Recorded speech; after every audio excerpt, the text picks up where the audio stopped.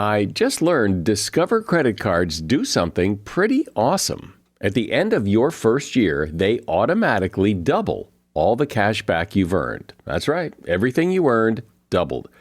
All the cash back from eating at your favorite soup dumpling restaurant doubled. All the cash back from that trip you sort of learned how to snowboard also doubled. And the best part, you don't have to do anything ridiculous to get it. Oh, Discover does it automatically. Seriously, though, see terms and check it out for yourself at discover.com/match. Today on Something You Should Know, why having a name that's difficult to pronounce can hold you back. Then, building up your confidence. It can pay off big. When you become confident, it's almost a self-fulfilling prophecy because that confidence propels you to try things and not to care so much about the result. So a lot of times I believe people who've been through really difficult things often have more confidence than people who don't. Also, do you talk to yourself out loud? Maybe you should. And why do people procrastinate? A lot of procrastinators believe they do it because they perform better under pressure. There is some truth to that. A certain group of people does work better under pressure, but by and large, almost everyone who believes that to be true about themselves is wrong if we test that out in a research lab. So that is a false assumption that a lot of us are making about ourselves. All this today on Something You Should Know. If you own a small business, you know the value of time. Innovation Refunds does too. They've made it easy, no matter how busy you are, to apply for the Employee Retention Credit, or ERC. Go to getrefunds.com to get started, and in less than 8 minutes, see if your business qualifies for ERC assistance. Your business may be eligible for a payroll tax refund of up to $26,000 per employee kept on payroll during COVID-19. Innovation Refunds has already helped clients claim over $3 billion in payroll tax refunds through the ERC, and they may be able to help your business too. There's no upfront charge either. They don't get paid until your business gets its refund. Many businesses believe they won't qualify based off incomplete or outdated information, so don't let this opportunity pass you by, because this payroll tax refund is only available for a limited time. Go to getrefunds.com. That's getrefunds.com. There's no doubt that we have great doctors and nurses and healthcare people. The problem I find with healthcare is the system. It can take weeks or months to get in to see the doctor. Then you go and you have to wait, even though you have an appointment. At the appointment, you feel rushed. It just doesn't feel right. Man, I can tell you stories, and I bet you have stories too. But I also bet you have a doctor that made you feel heard, that took the time, because you remember that. When you find the right doctor, you can feel it. You feel heard, you feel at ease, and that's what ZocDoc is all about. On ZocDoc, you'll find quality doctors who focus on you, listen to you, and prioritize your care. ZocDoc is the only free app that lets you find and book doctors who are patient-reviewed, take your insurance, and available when you need them, and treat almost every condition under the sun. When you're not feeling good and just trying to hold it together, finding great health care shouldn't take up all your energy. You can book an appointment with just a few taps in the ZocDoc app and start feeling better fast. So here's what you do. You go to ZocDoc.com/SYSK and download the ZocDoc app for free. Then find and book a top-rated doctor today. Many are available within 24 hours. That's ZocDoc.com/SYSK. ZocDoc.com/SYSK. Something you should know. Fascinating intel, the world's top experts, and practical advice you can use in your life. Today, Something You Should Know with Mike Carruthers. Hello, welcome to Something You Should Know. We have a lot to cover today, and I want to start by talking about your name, your full name. If your name doesn't exactly roll off the tongue, it could hold you back professionally. A study looked at a group of adults and their promotability, and those with easy-to-pronounce or fluent surnames like Dunlop or Stevenson, they were 7 to 8% more likely to be promoted. those people whose last names were, I couldn't even begin to pronounce or spell some of these last names, they were more likely to be overlooked in the promotion department, just as they're being overlooked here. We don't do it on purpose, but when we're processing names and data, our brains prefer information that's easier to comprehend. With fluent names, there's less risk of embarrassing ourselves or insulting someone because we mispronounce it. If your name is unusual or difficult to pronounce, you can actually put yourself at an advantage by choosing a nickname. Participants in the study who had a nickname listed on their resume or contact information actually stood out more and were easier to recognize. And that is something you should know. Who of us couldn't use a little more confidence? Some of us wish we had a lot more confidence, at least in certain situations. So where does confidence come from? How do you get it if you don't have it? And how do you make sure you don't lose it? Well, here to discuss this is Lydia Finette. Lydia is an ambassador for Christie's, the auction people. She herself is an auctioneer, having helped raise over $1 billion for nonprofits. And she is author of a book called Claim Your Confidence. And she's here to talk about how confidence works and how to get more of it. Hi, Lydia. Welcome to Something You Should Know. Thank you so much, Mike. I'm delighted to be here. So where does confidence come from? Are you born with it and then some people lose it? Or must you acquire it through life experience? Or how do you become confident? I believe we're all born with confidence, and it's up to us over the course of our life to claim that confidence by putting ourselves outside of the box that we are supposed to be in over the course of our life. So I don't think that playing by anyone else's rules or necessarily being comfortable all the time is what makes you confident. I think it oftentimes happens from pushing yourself into the places that make you a little uncomfortable, that you learn how much you're capable of, and it allows you to grow and really grow into the confidence that I believe we all have within us. Do you know, I don't know if you've done the research or know the research, but how people feel generally about their confidence? Do they wish they had more? Do they think they're fine? Just what's the general sense? I was on book tour for my first book, and the word confidence was something that I heard almost every time I had a question and answer session. So anytime I would get up and say, at the end of a speech, does anyone have any questions? One of the first questions I would get was always, how are you so confident? Or where did you become so confident? Or most often, do you have imposter syndrome? And if so, how did you get rid of it? Or how can I get rid of it? So to answer your question, I think most people don't have it. Or if they did have it, when COVID came along, I think a lot of people lost it. So this is the time that we all have the opportunity to reclaim it and to claim what we might have had once in our lives that we didn't feel like we had anymore. And so if you have confidence, what is it? What does it feel like to be a confident person? I think confidence feels like you are entirely sure of who you are. So if you walk into a room, you're not thinking to yourself, oh gosh, is everyone thinking that I'm not supposed to be here? Or if someone makes a comment about you that you overhear, something that isn't necessarily kind, it doesn't affect you because you realize that that's about them, not about you. It's being comfortable in your own skin and confident in the person that you are at that moment, regardless of what other people around you think, or frankly, what other things happen around you. I love that definition. That's perfect. But here's the thing. All of those things that you just described, of hearing a comment about you, of walking into a room and thinking this, and that describes probably 90% of every teenager in high school. They all feel that way. So, but there's always those kids in high school or junior high school who seem to have it all together. Now, either they're faking or they have something the other people don't. Yeah, I think that there's truth to that. I think a little bit of it's faking, but I think it probably is that they were tested early on and realized that they were strong and kept following that thread.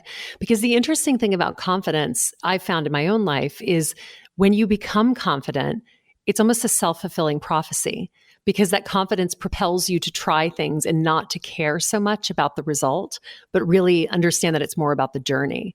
So a lot of times I believe people who've been through really difficult things often have more confidence than people who don't, because they've already seen that they can stand up again, they can keep going. And as a result of that, it makes them stronger. If you think about someone who's an ultra athlete or somebody who has exceeded all expectations of what their career should be, they're probably a pretty confident person because they've been knocked down a lot to get to that point. Athletes will stand on top of the Olympic gold medal podium holding that gold medal, but at the end of the day, how many defeats went into that to get them there? Many, right? But they've overcome it and they've learned from it. So I would think that there are certainly some people who are born with the, Teflon skin, nobody can knock them down. But I also believe that there are a lot of people who through small actions over the course of their life have built up confidence and can take that confidence with them wherever they go. It sounds as if what you're saying is that confidence comes as the result of what you do throughout your life. It's your life experience that will boost your confidence. But how do you deliberately try to get it rather than just wait for things to happen? How do you go out and try to deliberately boost your confidence? I think it really comes down to pushing yourself outside of the things that make you feel comfortable. So let's say that you're a person, and I often say this because I teach a lot of people how to do public speaking, that if you're a person who's scared of public speaking and you feel like you have no confidence when you get on stage with a microphone, what is the thing that you don't want to do? Get on stage with a microphone. So what you should do is get up every single time you have the opportunity to stand up in front of a group of 2 people, in front of a group of 10 people. You should, if you have the opportunity, take a class to make yourself try and feel that failure or feel that greatness. And either side, just keep practicing. Because again, that's where confidence comes from. You don't get confident when you're at the top of the mountain. You get confident learning how to get there. And once you get there, because you're up there, you've realized that you've dealt with all of these issues to get yourself to the top. And all of that learning has allowed you to be confident and to continue being confident throughout your life. So whatever it is that you're not confident about, if you don't feel it at all, start pushing yourself to try something that you don't think you can do. Because honestly, I think a lot of times we'll surprise ourselves. We have no idea what we're capable of until we've pushed ourselves outside of that comfort zone. So it sounds like what you're saying is that to gain confidence, you really have to force yourself to do the things that every fiber in your being is telling you you don't want to do. So where do you get the motivation? I mean, how do you do that? In small steps. It's all about the micro steps when you're trying to do something. So let's go back to public speaking, since that was something I talked about earlier in the interview. When it comes to public speaking, if your ultimate goal is to be able to stand in front of a room of people confidently and speak, then take the opportunities that are smaller, that don't seem quite as large and overwhelming. If there is an opportunity, I'm a parent of 3, so there are a lot of parent-teacher moments over the course of the year. What I would say to someone who's trying to be a better public speaker is stand up and ask a question. You have that opportunity. It happens every single month. There's a parent-teacher conference. Stand up once a month and ask a question. Feel that adrenaline come in. Understand what nerves feel like. Because once you feel it, you start to recognize it, and then it stops holding that fear over you, that grip over you. And, in terms of asking the girl out, I think sometimes you just have to have a leap of faith. But, and other things, there's always the opportunity to practice when the lift or the setting is low, so that you have the opportunity to get better the more you do it.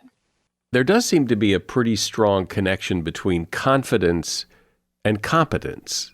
That if you're good at something, if you have the skills to do something well, you probably feel pretty confident at doing it. And the only way to get confident at doing it is to do it. Definitely. I've become a charity auctioneer over the course of my career. But when I tried out, I was young, I was not very good. And I had all of these sort of disastrous nights on stage where I would get up there and something would go terribly awry and I would leave and cry a lot, because that was always sort of my coping mechanism for not being competent, but wanting to be more competent and also to gain confidence on stage. And what I learned every single time was that when something happened on stage that went terribly wrong, it prepared me for the next time that it happened again, because over the course of a 2-decade career where you're on stage over 60, 70, 80 nights a year, things do go wrong pretty much every single time. So, we talk a lot about microphones, right? That's an important part of your interview process. You want to make sure that it's great. I've been on stage 9 times over the course of my career where people have either forgotten to get a microphone or the microphone just didn't work. And so I've had to learn what to do when I get on stage and that happens. And now if there's no microphone, no problem. I know exactly what to do because it's happened to me so many times. But the first time it happened to me, I was not competent and it was a disaster. I cried for the entire evening afterwards. After I left, I sort of crawled out of there with nothing but shame. But the bottom line is I didn't die. I survived and I went back and did it again and again and again. And that's where that competency piece, as you said, is such a huge part of confidence because you've learned how to do something. You've spent the time learning how to do it, and it gives you the confidence to try more and to take more on. Our topic on the table today is confidence, and I'm speaking with Lydia Finette. She's author of a book called Claim Your Confidence. I just learned Discover credit cards do something pretty awesome. At the end of your first year, they automatically double all the cash back you've earned. That's right. Everything you earned doubled. All the cash back from eating at your favorite soup dumpling restaurant doubled.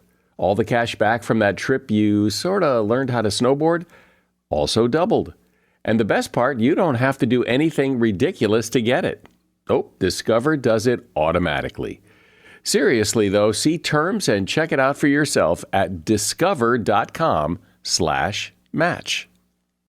So, Lydia, you talk about how action leads to action. And I've always found that one of the ways to never get anywhere is to never do anything and to just sit and think about it. And there is something very powerful about doing almost anything in the direction of what you're trying to do, because it starts the momentum. It makes you feel like you're doing something, which makes you do more things, it seems to me. Yes, I completely agree with that on every level. And I think that anytime you have a business, for people out there who own their own business, I give this amazing example in my book of a friend of mine during COVID who was an artist and was so paralyzed with fear about money during COVID, as many people were. She was thinking to herself, my art is not in these galleries anymore. What am I going to do? She was still creating art by the, picture after picture after picture. I think it was her outlet during COVID. But what she'd lost was that confidence in being able to sell it. And from the outside looking in, nothing had changed for her. In fact, people were at home for the first time in their lives where they were just staring at walls. So art was something everybody wanted. It was just a question of her reminding people that she was out there. And we had a long conversation one day, and I used that same phrase, action leads to action. And I was like, Kate, you have to go out there and get those clients. It's not their responsibility to come to you. You have to remind them what you're doing. You have to get your art out there in front of them. And it was amazing to watch that spark, because once it started, it was like a wildfire. I mean, she was hosting sales online and she was going back to clients, and all of a sudden she had all of these new clients and these new commissions. And for me, that was just such a perfect example of how action leads to action. You can't, as you said, sit there and wait for something to happen to you. You make everything happen that you want to happen in your life. There's always that fear, though, of looking foolish, of, getting rejected, whatever you fear is going to happen if you pick up the phone and call somebody or do something. You're going to fail, and that's going to make you feel even worse. So maybe you're better off just not doing anything and hope, magic knocks at the door. Yeah. Or here's another way to think of it. My sister's an entrepreneur, and she said this to me once, which I absolutely love. Out of every 10 asks, 9 will be a no, guaranteed as an entrepreneur. So you just have to keep asking for that one and always start looking for that 1 out of 10. And it was funny because she said it to me years ago, and it really stuck when I was doing the case studies in my book, because I asked women, very powerful, successful women, to share their thoughts. And the first person I asked was this very well-known anchor on CBS. I'd been seated next to her at a lunch in New York and had given her my information, and we'd had a great conversation. So I was like, I'm sure she'll do it if I ask. And I sat there. I mean, I can't even tell you. I probably sat there for 10 minutes just looking at the button, waiting to hit send. And her email came back pretty quickly with unfortunately, I can't do this contractually. It doesn't work for me. But I had a list of 59 other people behind her. And the amazing thing was after that first no, none of them really stung. Does that make sense? After you've taken that leap and the no has been said or the thing you fear the most has happened, it's actually a lot easier on the other side. So what I would say to anybody who is scared to take that leap or is fearful or feels like someone's going to think that they're silly, or who cares? At the end of the day, if you're living the life you want and the life that you want to create for yourself, it's going to happen. It's going to be part of it. It happens to all of us. But be confident that that does not define you. That's just part of your journey. So embrace it. And remember, 9 no's, 1 yes. And then if 2 people say yes out of 10, you're incredibly excited. Talk about the imposter syndrome, because I think that's a big problem for a lot of people. I think more people than care to admit it. Absolutely. And going back to what I said, it's something that I hear at almost every Q&A. It doesn't matter, man, woman, age. It has no boundaries, really. So imposter syndrome is that feeling you get when you walk into a room and you think you shouldn't be there because everyone around you is much smarter or better or has a better opinion than you do. And sometimes you might be right, but you're not helping yourself by thinking that about yourself. So what I say in my chapter on imposter syndrome is, because I'm an auctioneer, I use acronyms that have gavel-related moments. So I say to slam it down, and that can be summed up in 4 letters, SLAM, slam. So the first, stop counting yourself out before you've even had the chance to get in the room. I'm sure you've heard this, Mike. I've heard this from so many accomplished friends over the course of my life.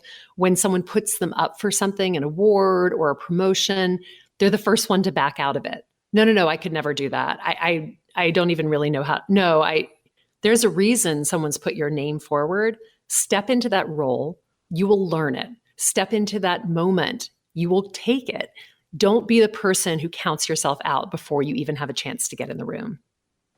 The L is for listen. Listen to what someone is saying, not what you think they're saying. So the next time you find yourself going into a negative spiral because someone has said something that you perceive as negative, instead of putting a tail on the end of it that's negative, turn it into a positive spin. So in my own experience, I had 3 children in 4 years. So I was on maternity leaves 3 out of 4 years. And as you can imagine, it becomes a very uncomfortable thing because you just assume that everyone around you is thinking that you're not good at your job anymore. You're not doing it. Plus you have this incredible children at home where you're trying to balance everything. And it's a lot of work, especially those very early years. And I remember going back to work and someone said to me as I was walking through the office, "Hey, it's so good to see you back here again." And I remember thinking, oh my God, they must be thinking that they haven't seen me and that's why they said that. And then I just went into this negative spiral about how I'd had 3 children so quick. It was just the most ridiculous thing because that's not what the person had said to me. They'd said it was nice to see me back in the office. And so I decided that day to make a change in terms of my mentality about when people said things to me, what I was going to take from them. But I refused to put myself into that negative spin anymore. It had taken way too much time and layered on too many layers of imposter syndrome for me. The A is to accept that there are no gold stars in life as an adult. So I don't know how many people you've interfaced with over the course of your life, Mike, but I oversaw a lot of different teams at work. And one thing that I noticed amongst some of the people who worked for me was that they were always looking for a gold star from someone else. They wanted someone to applaud them for work done or something that was just part of their daily job. And what I said to them all the time is, at some point in your life, especially as an adult, you have to accept that no one gives you a gold star. You have to give yourself the gold star. You are old enough to know if what you've done is good, if your work quality is good, if, in my case, I got off stage and an auction went well. I know. I don't need anyone else to tell me that. And again, going back to that confidence piece, what happens is if you're looking for other people's praise and they don't give it to you, that takes away from your confidence too.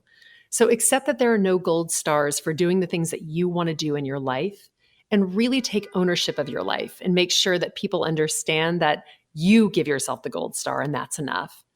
And the final, the M, is make your point and don't back down.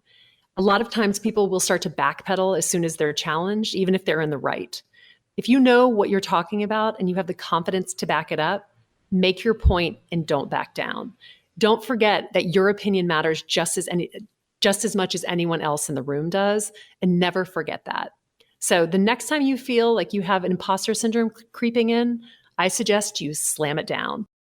Do you think most people, if they're confident, are confident in all areas of life because it's just a mindset, or they're confident in the thing they're confident in, but the rest of their life could be falling apart? I think that you can be confident in certain areas of your life and not confident in others. I mean, I've certainly seen that with people who are confident in their work life, but maybe not so much in their personal life.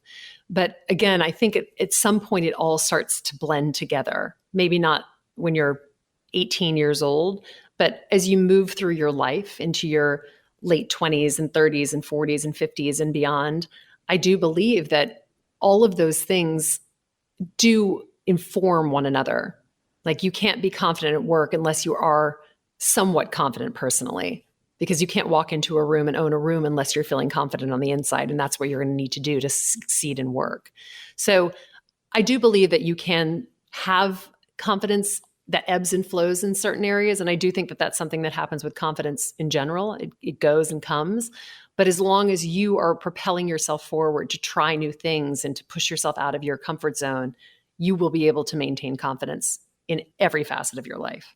Which is exactly what people would love to do, would love to have, is that level of confidence. I've been speaking with Lydia Fenet, and she is author of a book called Claim Your Confidence. If you'd like to check that book out, there is a link to it in the show notes. Thanks so much, Lydia. Appreciate your time. I appreciate your time, Mike. Thank you so much. This was such an incredible interview. You were such a wonderful interviewer. When you first went to school and put off doing your homework, you probably heard that you should not procrastinate. Why put off till tomorrow what you can do today? And yet it seems procrastination is really kind of a human tendency. We almost all do it sometimes, and some of us more than others. So what is it about procrastination? What causes it? Is it a sign of laziness, or is it something else entirely? Well, the perfect person to address those questions is Hayden Finch. She is a licensed clinical psychologist, behavior change expert, and CEO of Master Your Health, an educational platform. She's also author of a book called The Psychology of Procrastination. Hi, Hayden. Thank you for coming on Something You Should Know. Thank you for having me. I'm so excited to be here. So is it your sense from doing the research that procrastination is just human nature? It's what people do? In general, probably. We know that humans are inclined towards procrastination, and we have some evidence from researching other animals that they also are inclined towards procrastination. So there is something sort of like biologically driven about procrastination. So I guess a good place to start is to explain what you mean by the psychology of procrastination. I just thought it was, something people do, something I do, but I didn't know there was a whole psychology around it. So can you explain that? By that, we're talking about all of the things that influence that as a behavior. So we think of procrastination as a behavior, or in this case, like the absence of behavior. And when we're talking about psychology, we're not only talking about behavior, but we're also talking about the thoughts and feelings and even life experiences that influence that behavior. So all of that is part of the psychology of procrastination. So when I procrastinate, and I don't know that I'm a horrible procrastinator, but I have certainly been known to put things off. And I tell myself why I do that. The reason I do that is because, whatever, I got plenty of time. I can do it later. I'd rather do this thing now than that thing. Are all those really the reason, or is there often something else going on? That's definitely part of it, right? Like the language that we use to talk to ourselves about our behavior, it matters. It influences the behavior that ultimately we perform. And also, it's not the whole story. You're right on that those are excuses or reasons that we give to justify a particular action or inaction, but it's not the complete story for sure. What's the complete story, or what are other pieces of the story? Right. Well, there's the emotional side of it, which my perspective is that there's this emotional side to it that we neglect. We think of, again, procrastination as a behavior, but we neglect this emotional side. So say you want to, just fold your laundry. You've had it done, it's washed and dried, but it's not folded, and it's been something you've been putting off. There might be reasons for that. There might be legitimate reasons. There are other things that you've wanted to work on, other things you need to do, other things you want to do. But the other part of that story is that just like, ugh, I don't want to, like that feeling that like, ugh, I'd rather not. That feeling is a huge part of what ultimately motivates procrastination. One of the things I think procrastinators often say is they put things off because they like the pressure of the deadline. They like to have their back up against the wall because they claim that with that pressure, they do better work. What do you say? There is some truth to that a certain group of people does work better under pressure. But by and large, almost everyone who believes that to be true about themselves is wrong. If we test that out in a research lab, we find that people actually perform poorer. They make more mistakes, for example, when they are under pressure versus when they have adequate time to really put some thought into it. So that is a false assumption that a lot of us are making about ourselves. Is procrastination not a problem if you think it's not a problem? Well, it's sort of not a problem unless it is a problem, right? And we might not be aware of the problems that it's causing, which is the trouble. Like we have evidence that procrastination affects loneliness, it affects economic difficulties, it affects depression and anxiety. And it sometimes is difficult to draw a straight line from my procrastination to my financial difficulties. Sometimes it's easy to draw that straight line, and sometimes it's harder. And so that's the difficulty here, is like, it can be difficult to know all of the problems that are caused by your procrastination. And also, sometimes the problems caused by your procrastination don't actually impact you so much, but maybe it's impacting your coworkers because you're always responding to emails at the last minute, or the projects that you turn in aren't the highest quality and it doesn't really affect you all that much, but your coworkers or your boss cares more than you do. Do most procrastinators self-identify as procrastinators? Do they say, yeah, I procrastinate and I'm proud of it, or whatever they want to say, but do they realize it in themselves, or do they go, I don't know what you're talking about? Yeah.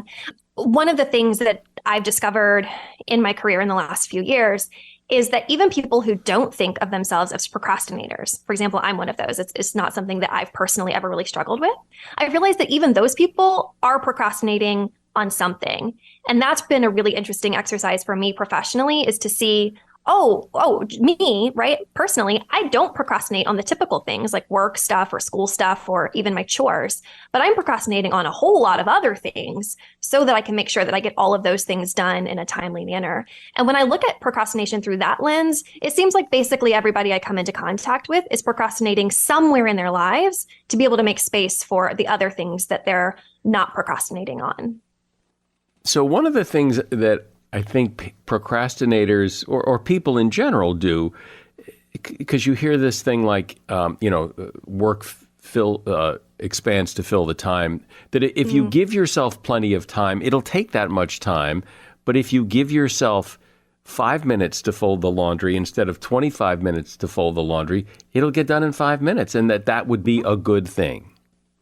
An interesting thing about procrastination is that people who procrastinate habitually tend to be pretty poor at estimating how much time a task will take, which is part of what influences procrastination. And that's related here because if I think I can squeeze it into an hour and that would be like the right amount of time to really do a good job, but to not waste too much time, I could be off on my estimate. So I really have to start watching time in my life and getting pretty good at estimating what is the right amount of time to dedicate to a project.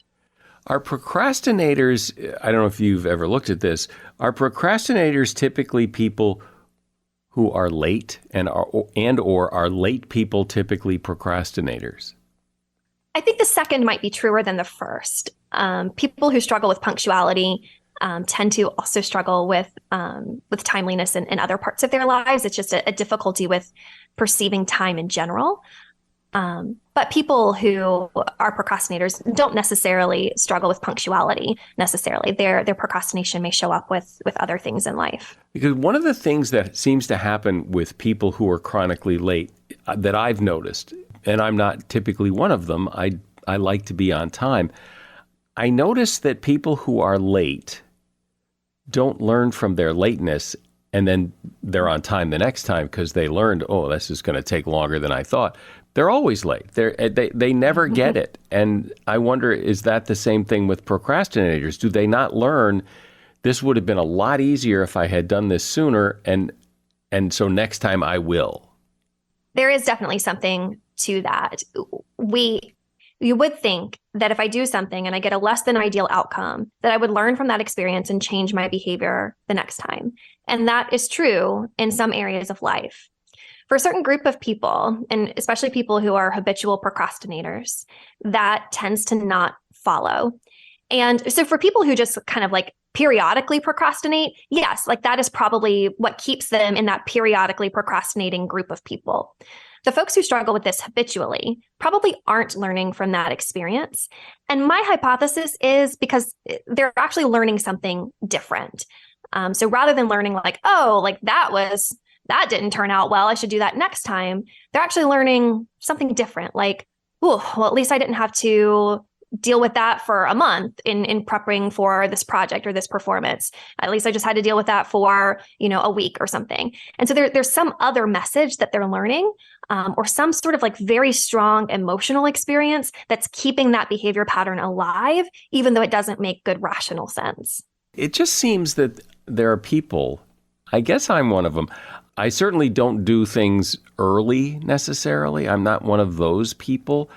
I don't know. I imagine it's somewhat of a sliding scale that you're not either a procrastinator or you're not. It's where you fall on the scale, and I'm okay with it. I mean, it seems to work for me, but it's also a case where I don't really think about that there's any other way to do it. I don't, even when I screw it up and I'm late or I don't do as good a job as I could have done, I don't think necessarily that there's a big lesson there. Yeah, and that's probably because in your life, you've figured out how to manage yourself and your time in a way to keep those catastrophic consequences from being part of your life. Some people aren't able to manage the procrastination that well, and so they do end up with some pretty significant, even catastrophic consequences in front of them. So you're right, like it's a spectrum, from people who really don't struggle with this at all to people who are struggling with it so much that they're filing for bankruptcy, or they're losing their jobs, or they're having other catastrophic consequences. Yeah, that would be a problem. Right. Those would be big problems. So imagine that the advice for procrastinators is something more than knock it off, because that probably doesn't work too well. So what is, it would be great if it did. What is the advice besides knock it off?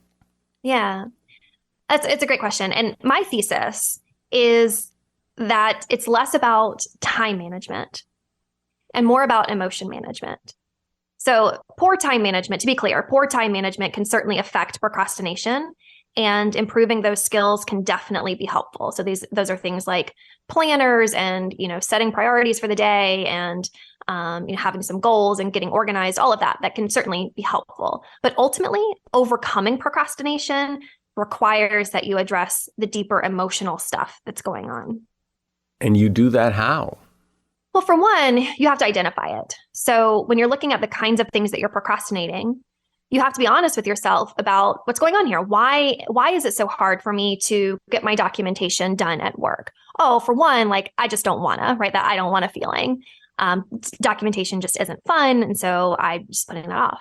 But two, I also feel kind of ashamed that a lot of documentation has stacked up, and that doesn't feel good. I don't feel good about the job that I've done. I also feel really overwhelmed by how much has stacked up. And I feel scared because maybe you're a doctor, right? I don't get paid unless this documentation is submitted. And so I'm actually losing out on income for me, my staff. It's hard to pay my overhead.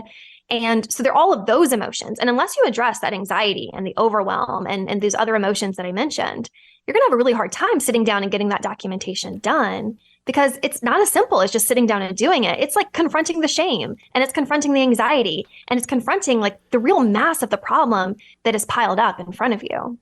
Yeah. See, well, that's hard for me to understand, because to me, it is about sitting down and doing it. Like, the only way this is going to get done is if you sit down and do it. And yeah, okay, I get the shame and the frustration and all that other stuff. But at the end of the day, the only way it's going to get done is if you sit down and do it.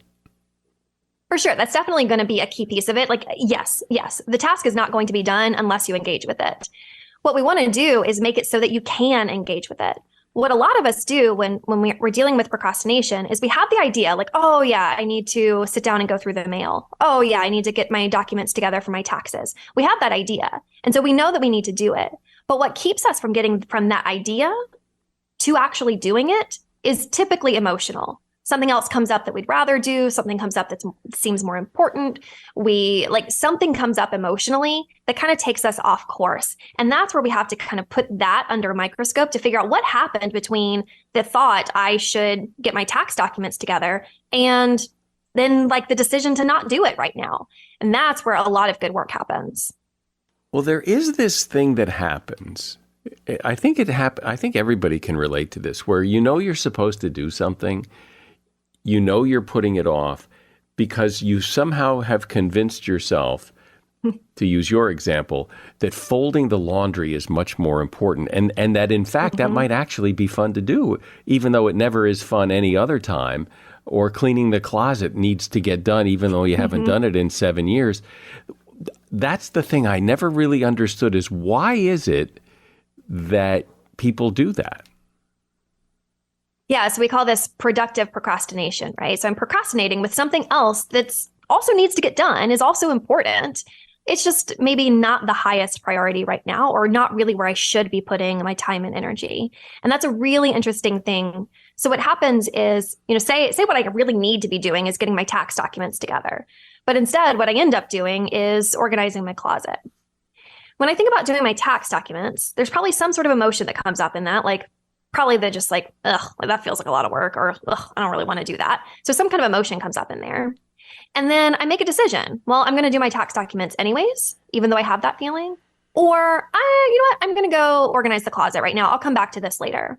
And that decision point is really important, because if I make the decision to, I'll come back to this later, I'll just go do the closet right now, that I just don't want a feeling goes away. And you feel this relief because that feeling disappears.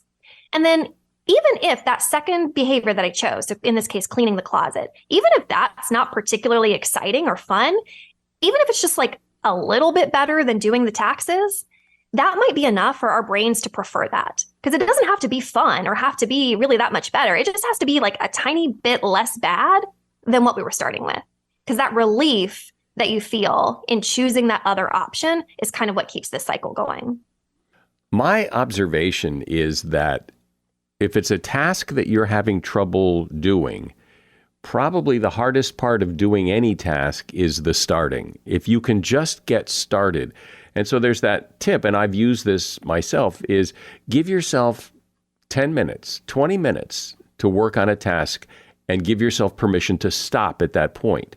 And often you may not stop at that point, but knowing you can stop makes it easier to start. Yeah, that's a great tip. And it doesn't have to be 20 minutes, right? If you feel like all you can stand of this task because it's particularly aversive is 1 minute or 5 minutes, then that's the place to start. But the reason that is helpful is because having a guaranteed time that the pain is going to end helps us persist through pain. Just like if you were to take a cold shower and I only have to be in here for 3 minutes. You can persist for that 3 minutes versus just having no idea when it's going to end. And it's kind of playing on that same thing. Having an end to the pain helps us persist through it. Yeah, well, and also I find that when you do a project like that and you get all your documents done and ready and all the blanks are filled in, it feels really good. Like, wow, I got it done. But why can't people see that in the beginning, that the end is actually pretty good? It's just you got to get there. You got to run the race. Yeah, it's one of those irrational things about human psychology. You would think that reminding yourself of how good this is going to feel at the back end would help us overcome that initial aversiveness. And in some cases it can. And I do think that's a useful strategy to deliberately take the time to remind ourselves that it's going to feel good, right? When you finish this workout, you're going to feel so good. That is a helpful strategy.